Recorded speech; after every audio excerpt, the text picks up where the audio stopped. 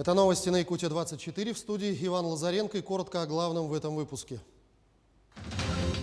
В Среднеколымском районе сгорело здание детского сада. Предварительная причина – короткое замыкание электропроводки. Состоялась безвозмездная передача инновационных защитных масок журналистам Якутии. В Нерюнгринском районе продолжается месячник по санитарной очистке. Единственный детский сад в селе Налимск Среднеколымского улуса сгорел сегодня утром. Сообщение о возгорании поступило в 7 часов 20 минут. Огонь распространился по всей площади 360 квадратных метров. Отметим, что детский сад в летнее время не работает, пострадавших нет. На данный момент пожар ликвидирован. Тушением занимались 20 пожарных и 3 единицы техники. По предварительным данным, причиной пожара стало короткое замыкание электропроводки. Детский сад Кыскил 1965 года постройки посещали 39 детей. Власти Среднеколымского улуса займутся поиском другого здания, приспособленного под детский сад, заявил представитель местной администрации. Село Налимск расположено в 17 километрах от районного центра города Среднеколымска. В Налимске проживает около 400 человек. По данным оперативного штаба, на 30 июня выявлено 90 новых случаев коронавирусной инфекции, в том числе город Якутск 57 случаев, Алданский район 7, Нерюнгринский район 5 случаев, Вилюйский и Чурапчинский районы по 3 случая, Амгинский, Верхневилюйский, Мирнинский, Аймиконский и Хангаласский районы по 2 случая, Верхоянский, Мегино-Кангаласский, Намский, Нюрбинский и Усть-Алданский районы по 1 случаю заболевания. За сутки лабораториями республики проведено 2623 исследования на коронавирусную инфекцию. Всего же с начала пандемии обработано 1 миллион 185 тысяч 736 тестов. Отмечается, что по-прежнему большинство случаев инфекции остаются завозными. Особое внимание хотела бы обратить сегодня на осложнение ситуации в Аймиконском, Верхоянском и сегодня новую ситуацию, возникшую в Анабарском улусе. На настоящий момент происходит, соответственно, соответствующие петросследования проводятся. Медицинские работники оказывают помощь как в стационарных, так и в амбулаторных условиях. Соответствующие лекарства, оборудование есть для того, чтобы непосредственно осуществлять медицинскую помощь. Как мы видим, ситуация с коронавирусом в Якутии по-прежнему остается тревожной. В столице региона больные коронавирусом поступают в пульмонологическое отделение Якутской республиканской клинической больницы. Сегодня в отделении проходят лечение 170 больных, из них состояние 18 пациентов наиболее тяжелое. По словам врачей, в последнее время наблюдается рост заболеваний коронавирусом среди молодых, многие из которых переносят инфекцию в тяжелой форме. Напомним, по указу главы республики в регионе продлен режим повышенной готовности до 15 июля. По 2 корпусам находится более 170 человек. Больные все тяжелые, в основном поступают с большими поражениями, да? Это КТ-3, КТ-4. Мы работаем согласно протоколу. Сейчас лекарства больница все обеспечивает. Больные все своевременно получают. Больные разные бывают. От среднего возраста до 70-80 лет. Чаще в последнее время стали заходить больные среднего возраста, это 30-40 лет. Тем временем состоялась безвозмездная передача инновационных защитных масок журналистам Якутии. Новейшая маска разработана якутским ученым-исследователем Людмилой Расторгуевой и создана ее компанией «Северная одежда». Сахапечать выступила помощником в деле передачи масок журналистам, организовав и взяв на себя расходы по транспортировке комплектов масок в город Якутск. Полумаска изготовлена из перфорированного двойного трикотажного полотна, не мешающего дыханию и надежно фиксирующегося при носке. Всего было передано 1200 масок. Людмила Расторгуева является резидентом технопарка Якутия. Она обладатель золотой медали Николы Теслы. В канун Дня национальной печати получили подарки от научно-производственного предприятия Хотугутангас «Одежда Севера», научного разработчика, исследователя теплостойкости одежды коренных народов Севера Людмилы Расторгуевой, владельца этого предприятия, резидента технопарка, которая в дар из Москвы нам направила свою разработку. Хочу сказать слова благодарности Людмиле Николаевне, которая сделала вот такой подарок именно в сложный ковидный период тем, кто находится на передовой сейчас. И к другим темам. В пенсионном фонде разъяснили, как самозанятым получить пенсию. Первый вариант – не платить в пенсионный фонд ничего и получать социальную пенсию. Но нужно помнить, что она назначается позже страховой и ее размер существенно ниже. Второй вариант – если у человека ранее, до того, как он стал самозанятым, был наработан стаж и хватает пенсионных баллов, тогда он уже может претендовать на страховую пенсию.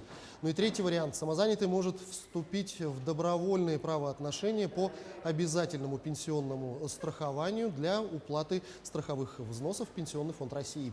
Это и формирует страховую пенсию. Сегодня народные депутаты республики на пленарном заседании большинством голосов избрали председателем Госсобрания Елтумен 6-го созыва Алексея Еремеева. Голоса в его поддержку отдали 57 человек, один проголосовал против. На должность спикера кандидатуру Алексея Еремеева 28 июня выдвинула партия «Единая Россия». Ранее пост председателя Госсобрания Елтумен занимал Петр Гоголев, который вступил в должность председателя Конституционного совета Якутии. Алексей Еремеев поделился ближайшими планами на новом посту. Конечно же, нам нужно здорово подтянуться по подготовке проектов законов, проектов постановлений. Это касается всех комитетов, потому что комитет – это основное ядро. Второе – это, конечно же, нам нужно усилить федеральную повестку, потому что мы участвуем сейчас, согласно статистике, где-то на уровне 6% по федеральной повестке. Нам нужно это и увеличить, потому что по наиболее актуальным вопросам, которые касаются жизнедеятельности республики, Государственному собранию Елтумен Республики Саха-Якутия, нам нужно активизироваться. И третье, это нам нужно синхронизировать работу с правительством республики, должны работать консолидированно, конструктивно. Ученые Северо-Восточного федерального университета изобрели формулу антибактериального туалетного мыла с содержанием экстрактов полыни якутской и тимьяна ползучего. Отмечается, что мыло уникально наличием активного состава растительных экстрактов с научно доказанным трансдермальным эффектом. По словам ученых, мыло обладает антибактериальной активностью в отношении грамм-положительных и грамм-отрицательных бактерий, которые снижают риски возникновения негативных дерматологических проявлений. Разработки получили российский патент, они будут монетизированы уже летом этого года. Средняя цена такого мыла может составить 400-500 рублей за 100 граммов. В планах также создание эксклюзивного скраб-мыла со стружкой из мамонтовой кости. Центр социально-психологической поддержки семьи и молодежи при Министерстве по делам молодежи и социальным коммуникациям начал подготовительную работу по волонтеро-психологической программе по работе с онкобольными. С августа начнется набор из числа взрослых людей, желающих помогать людям, больным раком. Волонтеры-психологи будут оказывать моральную и психологическую помощь, а также поддерживать пациентов и их близких на всех этапах заболевания, помогая адаптироваться к ситуации, связанной с болезнью. Мы должны будем их учить специальным приемам для того, чтобы они оказали такую помощь, чтобы человек встал. Встал, да, и для того, чтобы он мог бы вот так оптимизированно, если можно так сказать, бороться с заболеванием. С сентября-октября мы хотели бы уже запустить, вот, чтобы эти люди работали. Но и это будет не только помощь больным, это еще будет участие, мы видим участие наших волонтеров в наших просветительских программах.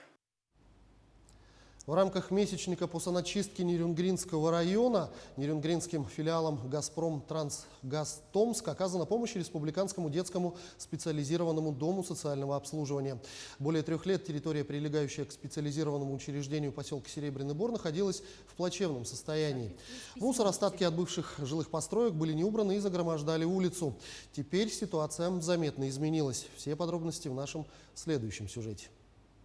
В соответствии с письмом председателя правительства Республики Саха-Якутия Тарасенко Андрея Владимировича в июне этого года детским домом подписан договор с Нерюнгринским филиалом акционерного общества «Газпром Трансгаз Томск» о шефской помощи. Директор этого предприятия Сергей Палагин является членом попечительского совета детского дома. В рамках этого договора в течение недели сотрудники Нерюнгринского филиала «Газпрома» производили расчистку территории. Была задействована техника у нас. Это полуприцеп, вывоз металлолома был, трал, доставка горной техники, тяжелой техники. Был задействован автокран для сборки бульдозера здесь на месте прям. были задействованы автосамосвалы для вывоза мусора и задействованы бульдозер и погрузчиком КАДОР для зачистки, погрузки мусора. В работах приняли участие около 20 человек, с помощью которых было вывезено более 40 автомашин промышленного мусора и более 10 машин металлолома. Весь мусор вывозился на полигон твердых бытовых отходов, принадлежащий муниципальному унитарному предприятию «Переработчик», который на безвозмездной основе принял весь объем ненужного хлама. Ну а теперь благодаря помощи такой, оказанной «Газпромом», при содействии главы поселка Серебряный Бор Будуева Станислава Николаевича у нас появится возможность эту территорию благоустроить как-то, облагородить, высадить деревья, посеять там траву, возможно, какое-то поле футбольное, я вижу там, например, вот можно сделать. Ну, то есть над чем работать, есть к чему стремиться. Попечительский совет детского дома работает с 2011 года. Руководит им Флида Габасова. Члены попечительского совета – это руководители таких организаций, как Колмар, Сбербанк, Айгуль, Южно-Якутский технологический колледж и глава поселка Серебряный Бор Станислав Будуев. Они не раз выручали детский дом спонсорской помощью. Так, в этом году ко Дню защиты детей были приобретены игрушки, самокаты, мебель и бытовая техника. Эта работа с социальным учреждением будет продолжаться и дальше. Ирина Кичигина, Захар Головин, Нейрюнгри. Тем временем санаторий «Горняк» в Мирном готовится к работе в обычном режиме. До пандемии ежегодно в Горняке проходили курс лечения около 3000 работников компании «Алроса». Когда вновь можно будет поправить свое здоровье в санатории-профилактории, расскажем в сюжете далее. Расставить по местам всю медицинскую аппаратуру и мебель, полностью продезинфицировать здание. В санатории-профилактории «Горняк» идут последние подготовительные работы перед тем, как вновь открыть двери для желающих. В марте 2020 года в Горняке все силы бросили на борьбу с новой коронавирусной инфекцией. Тогда санаторий-профилакторий был перепрофилирован в обсерватор. Но с 9 июля здесь вновь готовы принять всех желающих для оздоровления и профилактики профессиональных заболеваний. В начале июля в Горняке будут доступны курсовки, также путевки на стационарное круглосуточное лечение и амбулаторное без проживания в санатории-профилактории. Одно из главных изменений – те, кто приобретают путевки, должны иметь сертификат о вакцинации от COVID-19.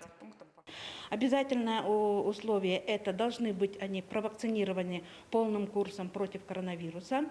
И от момента первого компонента должно пройти 42 дня. На реабилитацию мы принимаем также пациентов, кто переболев в течение 6 месяцев коронавирусом. И все поступающие на лечение должны иметь отрицательный ПЦР за 2 суток до поступления, до даты поступления. Для посетителей будут доступны все услуги, которые были ранее. Это бальнеотерапия, физио- и фитотерапия.